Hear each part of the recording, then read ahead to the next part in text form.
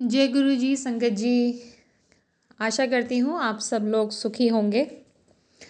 आज का सत्संग शुरू करने से पहले हम गुरु जी का मंत्र जाप करते हैं। चलिए सब मिलकर करते हैं गुरु जी का मंत्र जाप। ओम नमः शिवाय, शिव जी सदा सहाय। ओम नमः शिवाय, गुरु जी सदा सहाय। संगत जी, हमने गुरु जी के ड्रीम दर्शन के बारे में बहुत सुना है। आप लोगों ने भी आई एम श्योर बहुत सत्संग सुने होंगे उनके ड्रीम दर्शन के बारे में। मैंने अपने पुराने सत्संग में बताया है आप लोगों को कि मैं अगस्त 2022 में अचानक से बड़े मंदिर चली गई। मुझे कुछ पता भी नहीं था यहाँ कौन है क्या है। बस एक फ्रेंड का फ़ोन आया, मैं वहीं थी छतरपुर में कात्यायनी माता के मंदिर में। तो उसने बोला कि वहाँ पे भी चली जा, और मैं चली गई। इस तरह से मैंने गुरु जी को जाना। और उसी दिन वापसी में एक ऑटो में, बिकॉज़ हम तो ऐसे ही चले गए थे, तो मैं ऑटो से वापस आ रही थी। और वहाँ पे उस ऑटो में वो जो शटल सेवा वाली ऑटो होती हैं, सारे संगत बैठे थे। तो जब उन्हें बताया कि हमें तो पता ही नहीं है कौन है और हम आ गए यहाँ पर, तो उन्होंने बोला कि आपको बुलाया गया है। और उनसे जब मैंने चीज़ें सुनी रूट में, रास्ते में, तो तब लगा कि यार मैं पहुँची कैसे यहाँ पर, क्यों आ गई मैं यहाँ पर। तो फिर यूट्यूब पे मैंने स्क्रॉल करना शुरू किया चीज़ें, और कौन है ये गुरु जी। और वहाँ से बस वो खींच पैदा हो गई और मैं बहुत सत्संग सुनती चली गई। अब क्या हुआ कि सबकी लाइफ में टफ़ फेजेस आते हैं, डिफ़िकल्ट फेजेस आते हैं, चैलेंजेस आते हैं। मेरे में तो अगर मैं कहूँ अपनी लाइफ के बारे में तो बचपन से ही हैं, कुछ ना कुछ इश्यूज़ थे ही। अ, एक बच्चा होता है, पढ़ाई में होशियार होता है, तो करियर स्ट्रगल्स चलते हैं उसके। उसके बाद बताया मैंने, जैसे मेरे एक्सीडेंट्स बहुत हुए हैं, उनसे उभरना, उनसे बचना, बहुत सारी सर्जरीज़ होना। अब 2020 में जब कोविड आया तो उसके बाद भी एक ऐसा पहाड़ टूट पड़ा मेरे ऊपर कि बहुत, जब कुछ नहीं होता ना, हाथ से चीज़ें निकलती हैं और आपके कंट्रोल में कुछ नहीं रहता, तो आप भागते हो पंडितों के पास। मैं भी गई। और वो पंडित ऐसे नहीं थे मंदिर के पंडित, एस्ट्रोलॉजर्स जो डॉक्टरेट होते हैं ना, पीएचडी करी हुई, उनके संपर्क में आई। और बस कुछ हुआ नहीं। मतलब सोचते थे कि बहुत, मतलब पूरी लाइफ खोल के रख देती थी सामने, और समझ नहीं आ रहा था चीज़ें जा कहाँ रही हैं। तो कोई कहता था 11,000 बार ये मंत्र पढ़ो, कोई वो मंत्र पढ़ो। करते करते मैंने कौन से देवी देवता नहीं मनाए, मुझे नहीं समझ में आता है। कितनी बार सुंदरकांड, कितनी बार वो बजरंग बाण 40 दिन का करना होता है, वो 7 दिन में 7 बार। और हनुमान चालीसा। फिर धीरे धीरे जाना कि कोई बगलामुखी माता हैं, वो शत्रुओं का नाश करती हैं। मुझे लगा मेरे घर पे किसी की नज़र लग गई है, मुझ पे किसी की नज़र लग गई है। वो जब आप पंडितों से मिलते हो तो तंत्र वंत्र का वो बोल देते हैं तुम्हारे घर पे किया है। बहुत हालत ख़राब हो गई थी। तो हार के लास्ट में मैं गीता पढ़ रही थी। गीता बहुत बार हाथ में उठाई, बट 4-5 पन्ने पढ़ती थी, रख देती थी। और जब ये फेज़ आया तो लगा कि नहीं, अब की बार तो मैं पढ़ के रहूँगी। और जब भी हम कोई भगवान की ऐसी चालीसा या कुछ भी पढ़ते हैं तो उसमें ये दिखाया जाता है कि हनुमान जी के बारे में पढ़ रहे हैं तो हनुमान जी से ज़्यादा शक्तिशाली कोई नहीं है। फिर आप शिव जी के बारे में पढ़ोगे तो उसमें शिव जी को सबसे ज़्यादा बड़ा दिखाया है। फिर आप विष्णु जी के बारे में पढ़ोगे तो उसमें लगता है कि यही सब चला रहे हैं। तो समझ नहीं आता था कि एक्चुअली मोस्ट पावरफुल है कौन, किसको माने।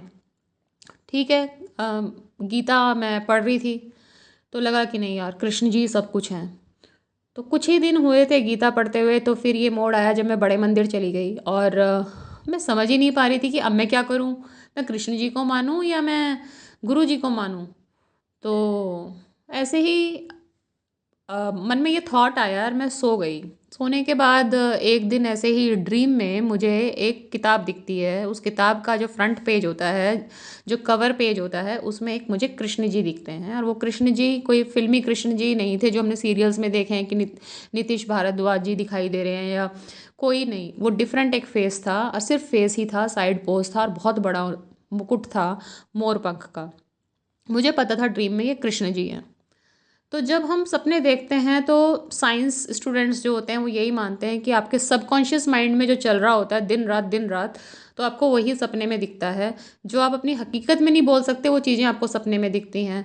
और ऐसा ही कुछ हुआ तो मुझे लगा मैं पढ़ती हूँ ये गीता वीता, और मुझे दिख गए हैं कृष्ण जी। तो सपने में कहती हूँ अरे ये तो कृष्ण जी हैं। अब मैंने जब उस किताब को खोला सपने में, तो उसमें मुझे साइड पोज दिखता है वाइट चोले में गुरु जी का। मैंने कहा है ये तो गुरु जी है।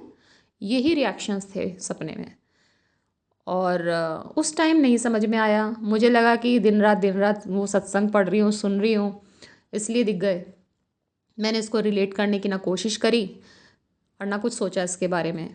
वही लगा कि सबकॉन्शियस माइंड में था, आ गया। जब धीरे धीरे मैं सत्संग से जुड़ी, लोगों से जुड़ी, पुरानी संगत के सत्संग सुने और पता चला कि गुरु जी ड्रीम दर्शन में जब देते हैं तो वो एक्चुअली होते हैं, और जो चीज़ें, जो मैसेजेस वो ड्रीम में देते हैं वो होता है। बट ये चीज़ हमें नहीं पता थी। जब काफ़ी टाइम निकल गया इस बात को तो रियलाइज़ हुआ कि गुरुजी ने मुझे ये बताया है कि कृष्ण भी मैं ही हूँ। तो इसलिए जो तू कंफ्यूज्ड है ना, वो कंफ्यूज्ड मत हो। तो वो चीज़ मुझे थोड़ा लेट समझ में आई। और आज की डेट में भगवान मेरे पास सब हैं मंदिर में। ऐसा नहीं है कि मैंने देखा है जो लोग गुरु जी को मानते हैं, काफ़ी लोगों को देखा है, वो बाकी उन्होंने मंदिर में भगवान नहीं रखे हुए हैं और वो कहते हैं यही सब कुछ हैं। तो भगवान हैं सारे कुछ, बट अब मैं उन्हीं में ही सारे भगवान देखती हूँ। तो ये थे मेरे गुरु जी के पहले ड्रीम दर्शन। और मेरा ऐसा मानना है उसके बाद भी कई बार ड्रीम दर्शन हुए। और मेरी बेटी को हुए, और मेरी बेटी को तो ऐसे हुए कि जो उसने देखा मुझे सुबह उठ के बताया और कुछ घंटे बाद वो सच हो गया। तो तब पता चला कि ये बात पक्की है। जब आप प्रैक्टिकली वो चीज़ फील करते हो ना, आपको दिखता है, सुनने में आता है, तब तक आप मानते नहीं हो कि हाँ होता होगा। लेकिन जब अपने साथ होता है तब पता चलता है कि नहीं, जब वो ड्रीम में आते हैं तो वो उस टाइम होते हैं। और अगर आपकी आँख खुल जाती है तो मंत्र जाप किया करें। गुरुजी तो ये बोलते भी थे कि अगर मैं आता हूँ तो समाधि लगाकर मंत्र जाप करें। अगर वो पॉसिबल नहीं है, लेटे लेटे आँख बंद करके आप मंत्र जाप करें, क्योंकि उस टाइम गुरुजी आपके पास होते हैं।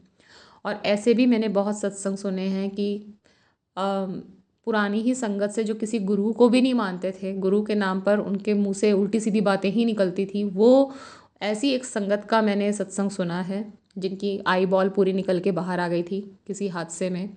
और तब उन्होंने, मतलब गुरुजी उन्हें बुलाते थे कि आ मेरे पास आ, किसी और के थ्रू वो नहीं जाते थे, उल्टा सीधा बोलते थे। तो गुरुजी ने कहा कि वो ज़रूर आएगा, और वो गए। तो उनसे मैंने सुना था कि किसी का उन्होंने बताया था कि ड्रीम दर्शन में ही ऑपरेशन किया था, ड्रीम में ही ऑपरेशन किया था, और 10 मिनट के बाद वो बंदा वॉकर से खुद अपने पैरों पे चलने लगा था।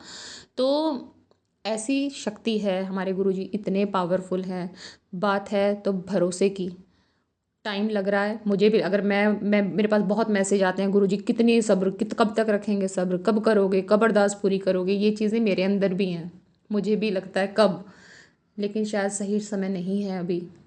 वो हमें बेस्ट देना चाहते हैं और हम थोड़े से में कि अभी ठीक हो जाए, बट वो अभी बेस्ट नहीं हो सकता शायद, इसलिए वो हमें सब्र करा रहे हैं। तो be positive in every situation. और जो हो रहा है उनकी मर्ज़ी से हो रहा है। और अब जब वो हमारे साथ, हम उनके साथ जुड़ चुके हैं, उन्होंने हमें अपने साथ जोड़ लिया है, इससे बड़ी ब्लेसिंग तो कुछ हो ही नहीं सकती है। कुछ मैसेजेस आते हैं, कुछ आंटियों के मैंने मैसेज पढ़े हैं कमेंट्स में, तो दुखी हैं, बहुत हर जगह दुख है। किसी की शादी में दुख है, किसी के घर में कलेश है। तो मैं उनसे यही कहूँगी कि देखिए, कर्म तो हमें ही करने पड़ेंगे, गुरुजी हमारे साथ हैं, हिम्मत गुरुजी ही देते हैं। हिम्मत जो भी चाहिए आपको जुटानी ही पड़ेगी। ना तो गलत करिए किसी के साथ, और गलत सहना भी गलत है। तो अपने साथ गलत होने भी मत दीजिए, हिम्मत जुटाइए, मंत्र जाप करिए।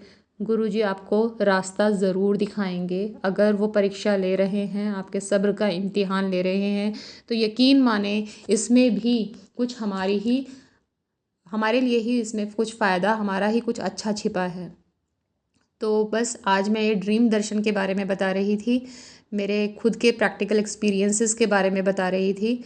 और आगे भी मैं बताऊंगी कि और मुझे क्या क्या ड्रीम दर्शन हुए हैं। ये बहुत ही अच्छी ब्लेसिंग होती है। और आज इस डिफ़िकल्ट फेज़ में अगर मैं पब्लिक से जुड़ी, मेरा कॉन्फिडेंस, मैं एक मार्केटिंग में जॉब की है मैंने, बिज़नेस डेवलपमेंट डिपार्टमेंट होता था बैंकिंग, रिटेल बैंकिंग में।